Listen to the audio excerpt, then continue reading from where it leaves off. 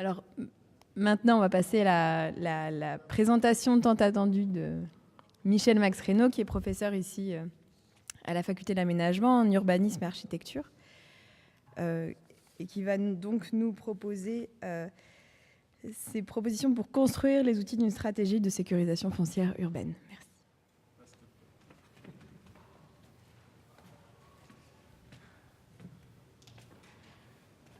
Bonjour, bon, je ne vais pas répondre au précédent, mais juste pour rappeler que le système Torrens, il y a une antériorité au système Torrens, hein, c'est le système de Jefferson et les landes d'ordonnance américaines, puisque les colons arrivant aux États-Unis, c'était aussi une terre sans droit foncier, et donc ils ont quadrillé gaiement et décrété...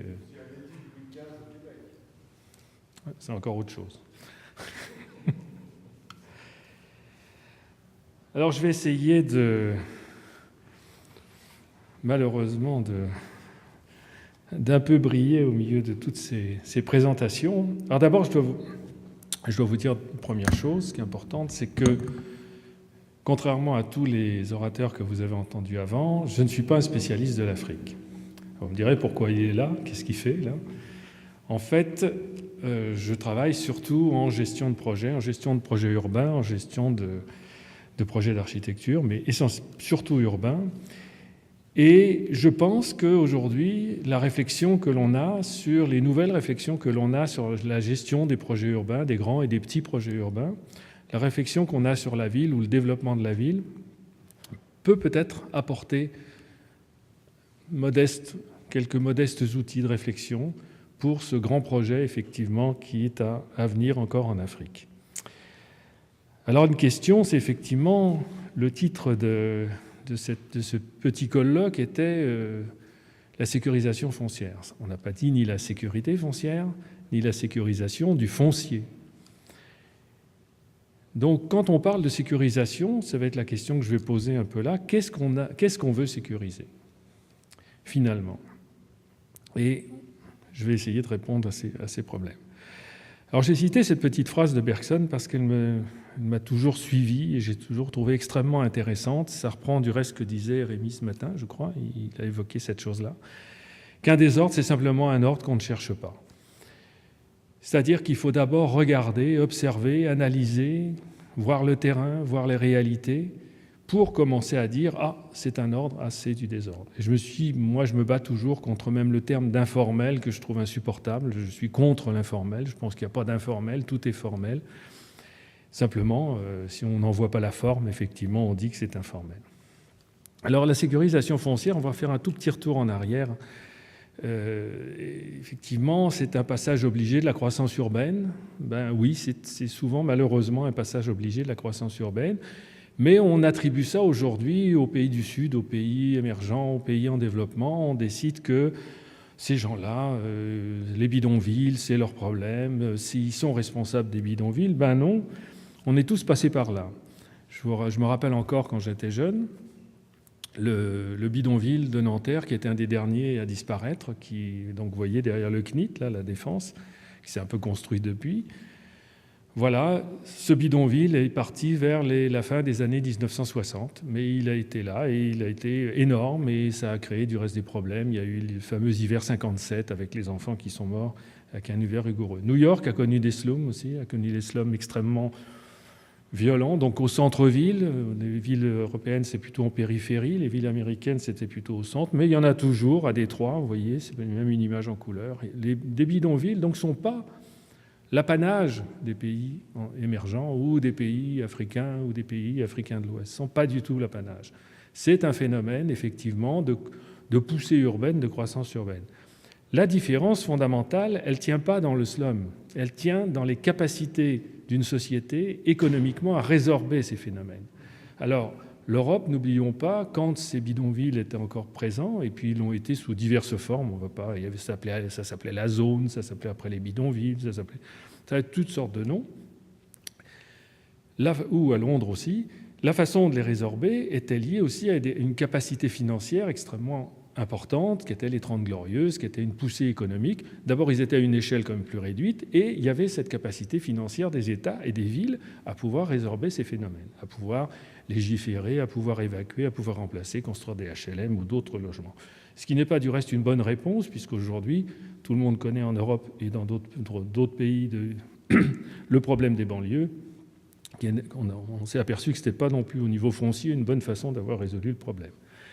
La même chose, on dit, ah là là, Haïti, ils ont le choléra, ça aussi, c'est les épidémies, les grandes épidémies, c'est l'apanage des villes du Sud. Ben non, en 1838, une énorme épidémie de choléra qui va toucher Paris. En Londres, en 1845, une énorme épidémie de choléra qui va toucher Londres. Et ce qui est intéressant dans ces deux exemples, justement, on parlait de la contextualisation pour résoudre des problèmes de grande ampleur, c'est que si on compare la France et l'Angleterre, il va y avoir deux façons de résoudre ces problèmes du choléra. La France, elle, va quadriller, va recenser, va essayer de limiter les dégâts au niveau physico-spatial. L'Angleterre, elle va lancer des études épidémiologiques. Et ce qui fait qu'aujourd'hui, les anglo-saxons sont les plus performants au niveau mondial sur les études épidémiologiques. La France a traîné la patte pendant à peu près 30 ou 40 ans.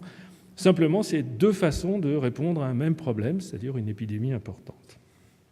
Alors, c'est Alioune Badiane qui parlait ce matin des villes, effectivement, en disant est-ce que c'est des malheurs pour les pays? Non.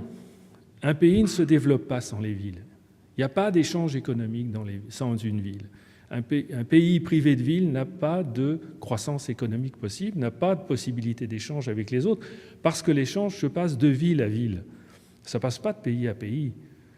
Alors on peut faire effectivement comme le système américain, des fondateurs américains qui ont décrété en Amérique du Nord que les villes, ils arrivaient avec la Bible sous le bras, donc ils ont décrété que les villes étaient des Sodome et Gomorrhe, Babylone, enfin bon, ce n'était pas terrible.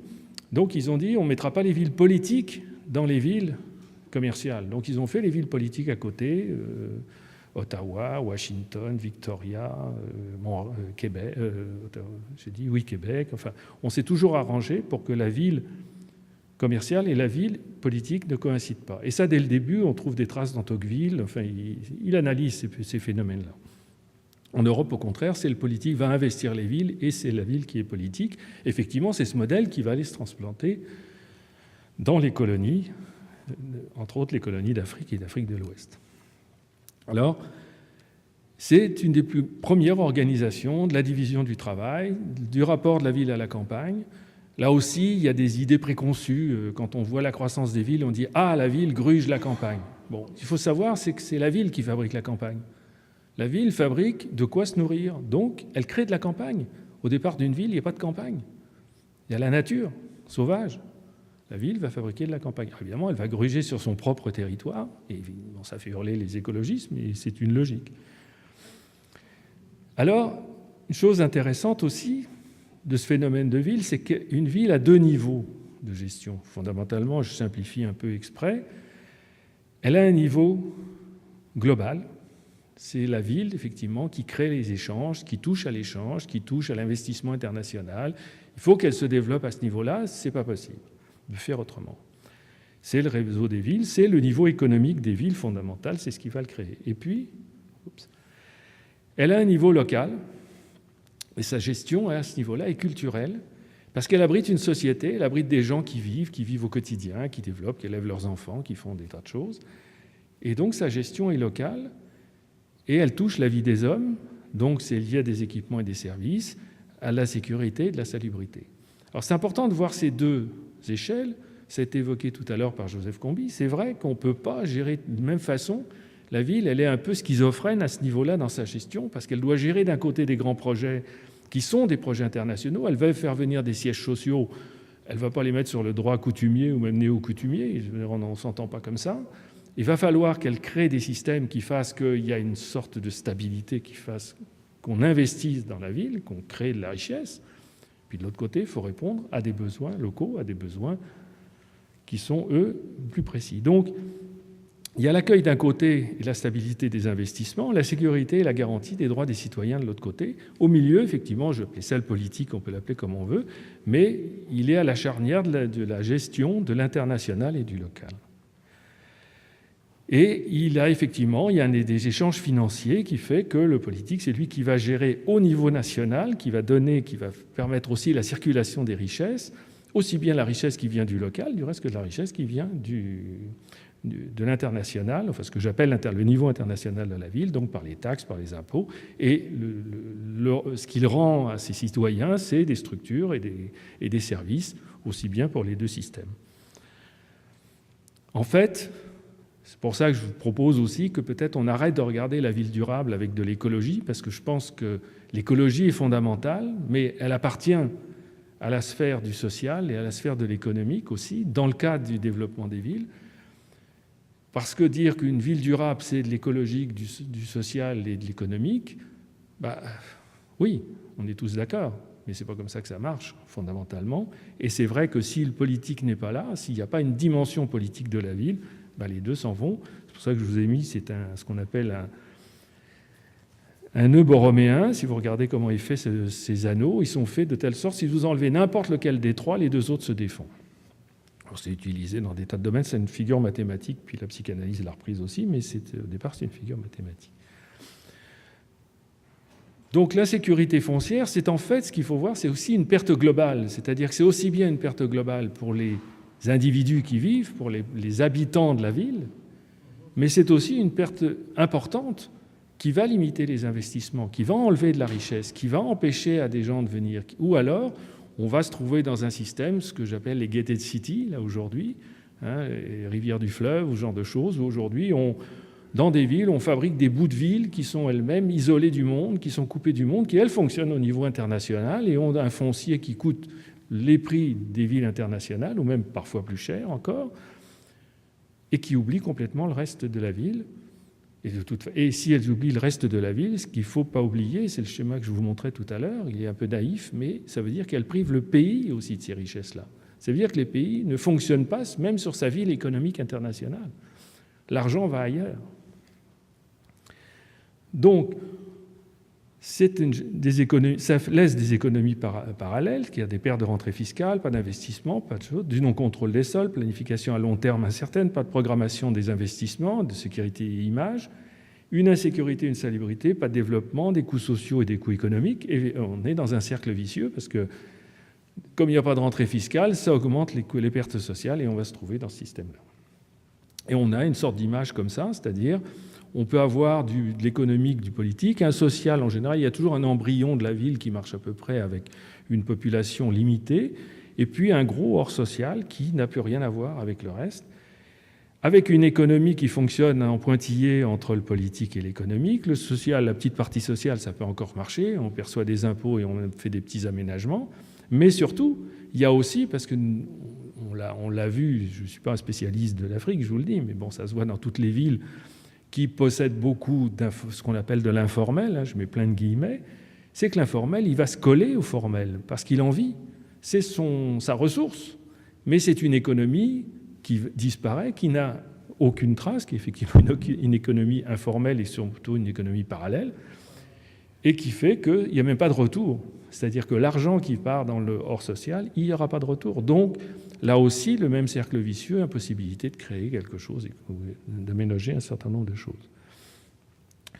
Une petite phrase, pour vous dire à peu près dans quel sens on va aller, qui est une petite phrase de l'économiste prix Nobel Amartya Sen, qui dit globalement, si vous avez à décider ce qu'il faut faire dans les slums, ce n'est pas une question de ce dont les slums ont besoin, mais ce qu'ils pourraient faire finalement s'ils avaient la liberté de le faire. C'est un peu la façon de retourner le problème. C'est la façon dont on travaille aujourd'hui en gestion de projet, qui est différente, effectivement. On connaît le top-down, la gestion étatique, le gouvernement public fort, le modèle imposé, ou la gestion entrepreneuriale. Quand on est dans la ville ou la gated city, c'est une autre forme de gestion, ce qui s'appelle une gestion entrepreneuriale. C'est-à-dire que la ville est gérée comme une entreprise et non pas comme un service public. Et puis la gestion bottom-up, c'est-à-dire ce qu'on pourrait appeler la gestion des biens communs, une négociation, choix collectif, constitutionnalisation des règles partagées. Et là, on rejoint un peu ce qui a été dit par les deux précédents orateurs. Donc, définir des règles communes, c'est sécuriser des investissements, redéfinir des choix collectifs qui permettent d'englober le social qui était hors social dans le social, qui permet de redonner une dimension nationale à la ville, avec une nouvelle institutionnalisation des règles. Alors c'est un peu effectivement la difficulté dans laquelle fonctionnent toutes les villes, c'est qu'elles seraient toutes d'accord pour peut-être repenser leurs lois, leurs règlements fonciers, ou leur gestion foncière, mais en même temps, il y a la dimension internationale. Et cette dimension internationale, elle tire de l'autre côté, parce qu'il faut des choses plus fixes que des négociations et des simples discussions. Alors je disais tout à l'heure, bon, sécurisation, mais sécurisation de quoi ? Et si on pensait, et ça c'est notre travail de gestionnaire, si on pensait la ville par projet, si on arrêtait de voir la ville comme un grand tout, mais on se dit, une ville c'est une collection de projets. Donc, il y a des projets de développement pour l'État, il y a des projets d'investissement pour des grands projets urbains, et puis il y a des projets de vie pour le citoyen. C'est-à-dire que le foncier, bien sûr c'est une trace au sol, bien sûr c'est une empreinte physique, c'est un endroit où on met sa maison, on pose son barda et on met ses enfants et on élève sa famille, mais c'est un projet de vie. Et un projet de vie, ça se construit effectivement sur un certain nombre de réflexions et de fonctionnement. Alors, je me suis appuyé on s'appuie, enfin moi je travaille beaucoup en ce moment là-dessus, sur quelqu'un qui, malheureusement, je trouvais trop peu connu, mais que j'aimerais bien que vous connaissiez mieux, qui est aussi une prix Nobel d'économie, qui est morte récemment, elle est morte l'année dernière, j'ai vu ça dans The Economist, qui s'appelle Elinor Ostrom. Elinor Ostrom a travaillé, a consacré toute sa vie à ce qu'on appelle la gestion des biens communs. Et en travaillant sur ce sujet, je me suis effectivement interrogé, et si on regardait le sol, après tout, le sol africain, c'est le bien commun. Le territoire, c'est le bien commun. Et au lieu de le morceler, de le parcelliser, si on disait, c'est le bien commun. Or, les sociétés qui vivent sur ce bien commun, et ça c'est la réflexion d'Ostrom, puisqu'il a travaillé sur beaucoup de cas d'études, c'est de se dire, tout ce qui est fait théoriquement jusqu'ici dans la gestion des biens communs, c'est la gestion, ce qu'on appelle la gestion du Léviathan. Je ne sais pas si ça vous dit quelque chose, ça se réfère à l'ouvrage de Hobbes, c'est-à-dire c'est la gestion du grand sage qui vient tout régler, l'État qui vient tout gérer, l'État qui encadre, ça c'est le Léviathan de Hobbes. Il dit non, il ne faut pas que ça marche comme ça, les biens communs, ça n'a jamais marché comme ça. Il y a des milliers de gens qui gèrent des biens communs, alors ça marche pas, on ne sait pas. Et si on regardait pourquoi ça marche pas, et si on regardait qu'est-ce qui se passe vraiment à l'intérieur de ça. Parce que c'est des hommes qui font fonctionner ça. Enfin, je dis des hommes et des femmes, mais je parle à la française, genre. Et les hommes, ils ne raisonnent pas, ils ne sont pas contre la vertu, les hommes.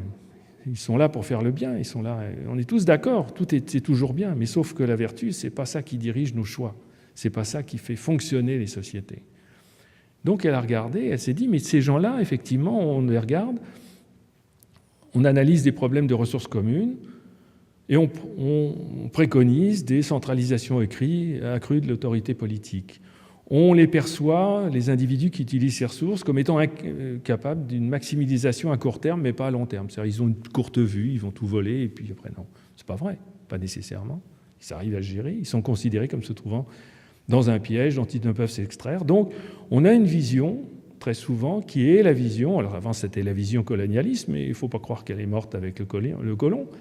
Elle perpétue à travers l'administration, elle perpétue à travers les institutions.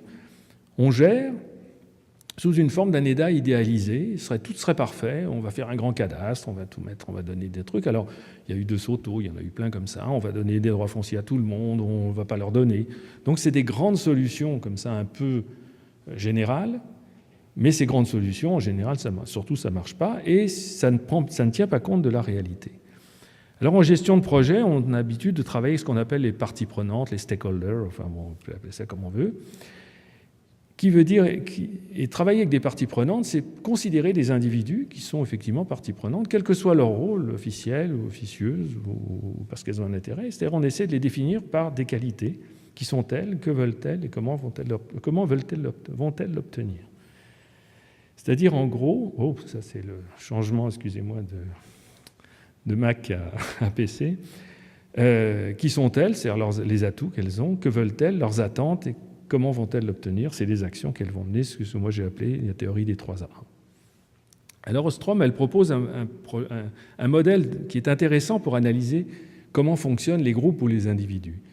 Et c'est un peu là-dessus que je vais porter mon propos. Il y a un monde externe avec effectivement des informations, des projets, des choses, des lois, des textes, tout ce que l'on veut. Et l'individu, lui, comment il marche? C'est un schéma qu'elle a tiré d'une longue analyse de nombreux cas d'études. Eh bien, il y a un monde interne, donc une information qui rentre. Ça marche là? Qui rentre par là.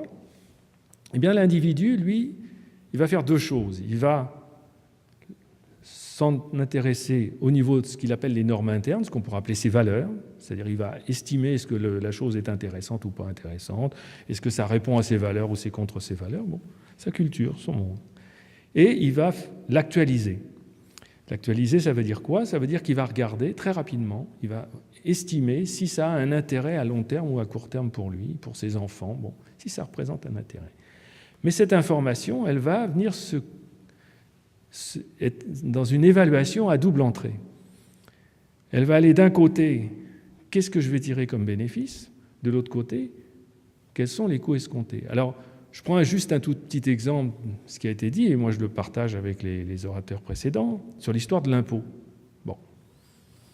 On est tous d'accord, il faut augmenter, il faut faire des impôts, il faut taxer. Mais n'oubliez pas la boîte. Moi, je suis le propriétaire, là où je ne sais pas. Bon, et on me dit, je vais avoir un impôt. Waouh! Je suis contre. Ça va me coûter de l'argent, je ne peux pas être pour. Donc, la gestion de l'impôt ne doit pas rentrer, c'est pour ça on dit on gère un projet, ne doit pas rentrer comme une information brutale en disant on va faire des impôts. Il faut la rentrer dans un projet plus vaste, ou de l'autre côté, quel avantage je vais tirer de cet impôt-là? Qu'est-ce que je vais gagner à payer des impôts? Personne ne veut payer des impôts. Hein. Donc, je vais évaluer, et le choix final, c'est-à-dire le choix stratégique que je vais faire en tant qu'individu, est-ce que je vais adhérer au projet, répondre au projet, être d'accord avec ce qu'on me demande, va dépendre de cette évaluation interne. Et ça, c'est des théories qui sont entre autres aussi sorties des théories des jeux, c'est-à-dire qu'un certain nombre, surtout les économistes, ont beaucoup travaillé là-dessus, ils se sont posé la question, parce que dans le jeu, dans les cartes ou n'importe quoi, un individu ne réfléchit pas selon une logique rationnelle nécessairement compréhensible par tout le monde. Il réfléchit selon sa logique à lui, selon ses rapports avec les autres. Donc on va retrouver là, effectivement, ses atouts, c'est-à-dire ses normes, ses valeurs, ce qu'il a, mais en même temps ce qu'il va actualiser avec ce qu'il a. Si moi j'ai une fortune, je vais rentrer là-dedans. Si je suis chef du village, ça rentre aussi dans mes valorisations, mes actualisations, mes attentes, je vais les mesurer au plus ou au moins, et mes actions, je vais faire un certain nombre de choses. Donc, la réflexion d'Ostrom, ça a été effectivement une importance. On peut lancer tous les projets que l'on veut, mais ce qu'au moins nous apprend la gestion de projet, telle qu'on enseigne ici, mais je vous rappelle que le PMI de Montréal, c'est un des plus importants qui existent au monde. Donc la gestion de projet, c'est un problème d'information et de culturation des gens que l'on veut faire adhérer à des projets. Ce n'est pas le fait de faire des lois en haut, ce n'est pas le top-down, il faut penser à travers quel est le projet que je vais proposer comme vie à une société, quel projet je vais proposer à un groupe. Peut-être on parlait du quartier, du village, effectivement, c'est à cette échelle-là que ça se joue. Donc un individu, il y a des informations qui rentrent, il y a des informations sur les bénéfices des règles proposées, il y a des informations sur les coûts des règles proposées. Par exemple, sortons du foncier pur et simple et vous organisez une gestion de quelque chose en commun dans un village, il va falloir surveiller, il va falloir régler les conflits. Ça aussi, ça coûte de l'argent. Donc moi, je vais le prendre en compte. Qui est-ce qui va s'occuper de ça? Quelles vont être les amendes qui vont être à payer? Est-ce que ces amendes vont me revenir?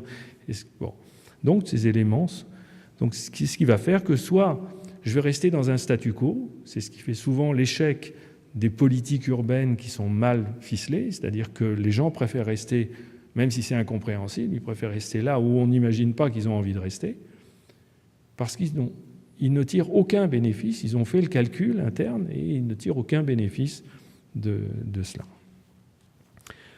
Donc des règles du jeu, ce qui font partie de la gestion, quelles que soient les solutions, et on aura l'occasion de parler demain, il y a des pistes à suivre. Il faut des limites clairement définies par projet. Ça peut être des limites territoriales, ça peut être des limites d'un groupe, ça peut être des limites culturelles, il faut des limites. Une reconnaissance minimale des droits d'organisation, la concordance entre les règles d'appropriation et les conditions locales, des dispositifs de choix collectifs, la surveillance, des règles de sanctions graduées et des mécanismes de résolution de conflits. Ça, c'est la base si on veut lancer une politique de gestion, quelle qu'elle soit, coutumière, pas coutumière, néo-coutumière, ce que vous voulez. Il faut, si on veut que les individus adhèrent à ces nouvelles règles du jeu, il faut qu'elles aient ces qualités.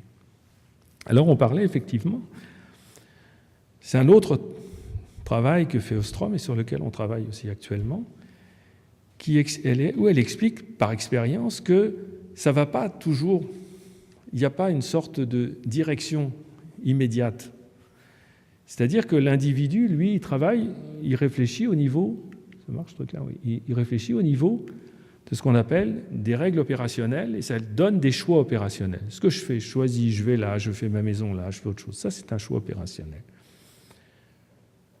Mais je suis obligé de passer ce choix. La règle opérationnelle, elle vient d'un choix collectif qui a été avant, qui elle-même vient d'une règle collective, et parfois d'une règle, d'un choix constitutionnel, enfin ça pourrait être institutionnel si vous voulez, ça c'est le terme qu'elle utilise, qui peut être issu de règles constitutionnelles.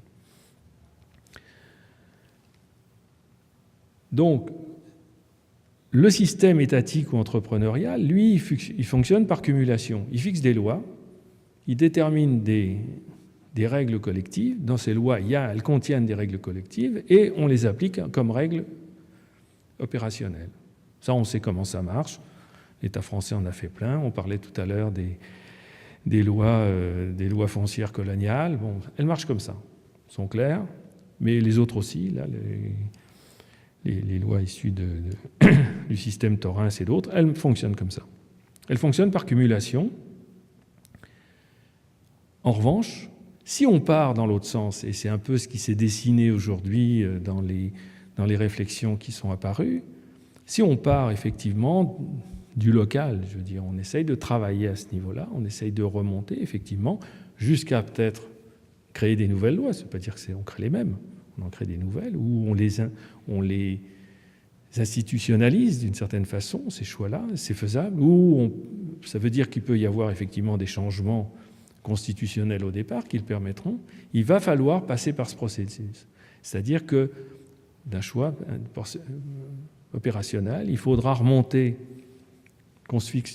que ça devienne une règle opérationnelle qui, elle, rentrera dans un choix collectif et on fait effectivement, on opère par modification, on revient en arrière. Et là, ce que dit Ostrom, c'est donc c'est pour ça qu'en général, elle dit que lorsque les prévisions théoriques ne correspondent pas aux observations empiriques, il est nécessaire de procéder à des ajustements sur le plan théorique et non pas essayer de tordre le bras au modèle empirique en disant ils n'ont rien compris, ça ne fonctionne pas comme ça. Non. L'idée de départ, c'est pour ça que je vous avais mis cette petite phrase d'Amartya Sen, l'idée de départ, c'est que, et c'est aussi une idée que j'avais trouvée avec beaucoup d'intérêt dans Mohamed Younous, l'inventeur de la Grameen Bank, c'est qu'on n'a pas à apprendre aux gens à se comporter, il faut déjà regarder comment ils se comportent. Et très souvent, plus les situations sont difficiles, plus ce sont des gens qui ont beaucoup d'expertise de la vie. Et on est vraiment malvenus du fin fond de notre confort à essayer de leur expliquer comment il faut vivre. Eux, ils savent comment ils font vivre. Nous, on serait morts dans leurs conditions déjà depuis longtemps. Donc, la logique, c'est de travailler en remontant, et c'est évidemment la plus difficile, c'est le plus grand pari. Et l'apprentissage est un processus incrémentiel et autotransformant. Je vous remercie de votre attention.